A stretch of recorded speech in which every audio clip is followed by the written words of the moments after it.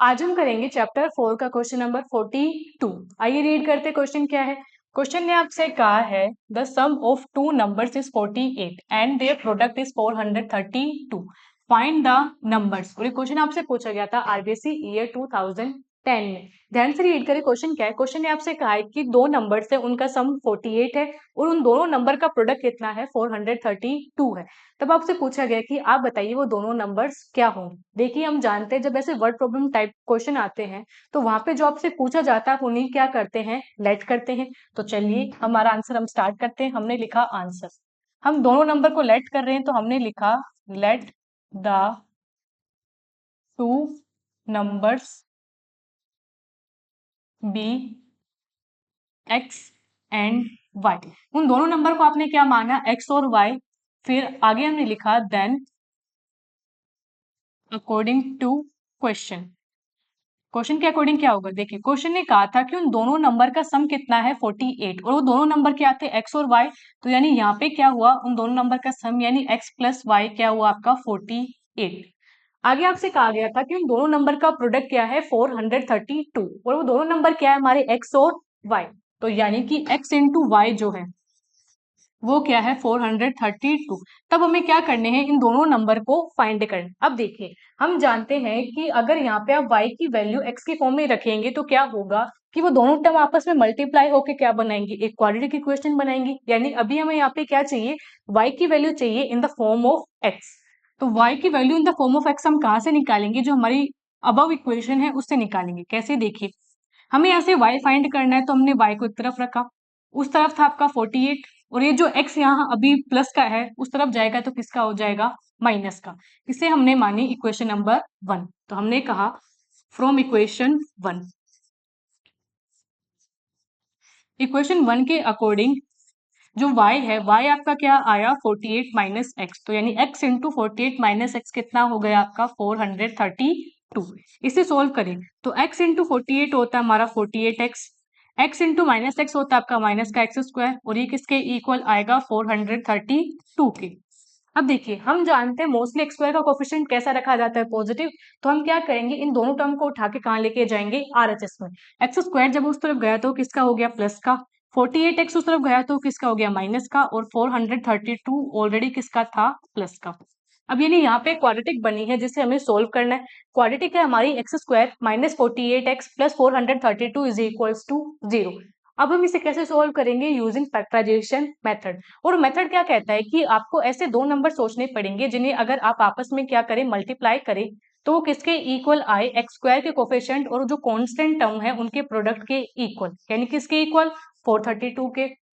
और जब उन दोनों नंबर को आप ऐड या सब्ट्रैक्ट करें तो वो किसके इक्वल आने चाहिए, आपके जो एक्स के कोफिशिएंट है उसके इक्वल आने चाहिए, यानी -48। अब ऐसे दो नंबर जिन्हें मल्टीप्लाई करें तो हमारा आंसर आए 432 और उन्हीं दो नंबर को जब ऐड और सब्ट्रैक्ट किया जाए तो आंसर आए माइनस का 48। ऐसे दो नंबर कौन से, हम जानते हैं वो दो नंबर है हमारे माइनस का 36 और माइनस का 12।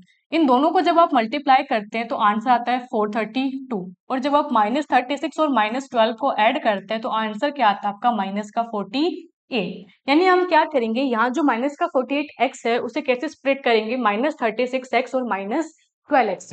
तो चलिए आगे लिखते हैं हम।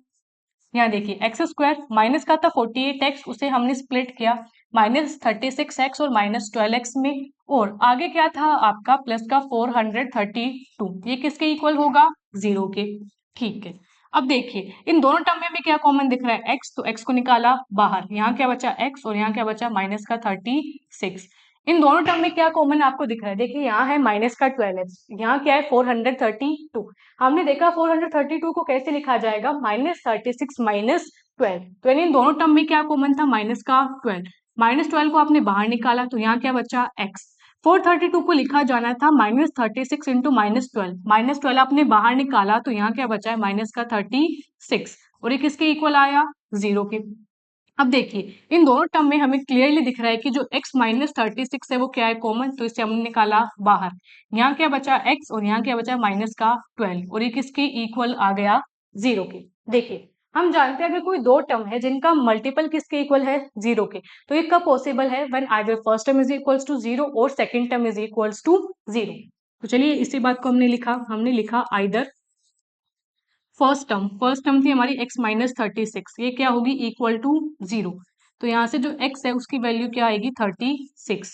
और सेकेंड टर्म क्या है x माइनस 12, इसकी वैल्यू क्या होगी 0।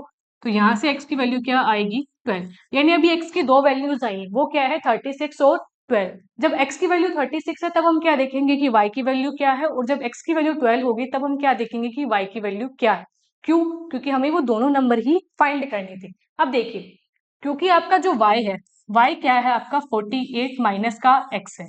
तो देखिए जब आपका x है, x कितना होगा 36, तो वहां से जो y है y कितना आएगा 48 माइनस 36 करते हैं तो हमारा जो आंसर है वो आता है 12।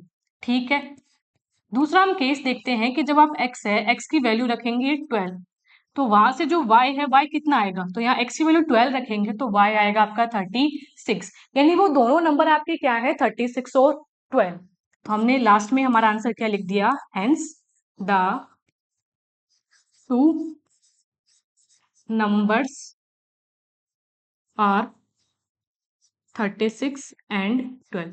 वो जो दोनों नंबर्स जो आपसे पूछे गए थे क्वेश्चन में वो क्या आए आपके 36 और 12, और यही क्या हो जाता है क्वेश्चन का कंप्लीट आंसर।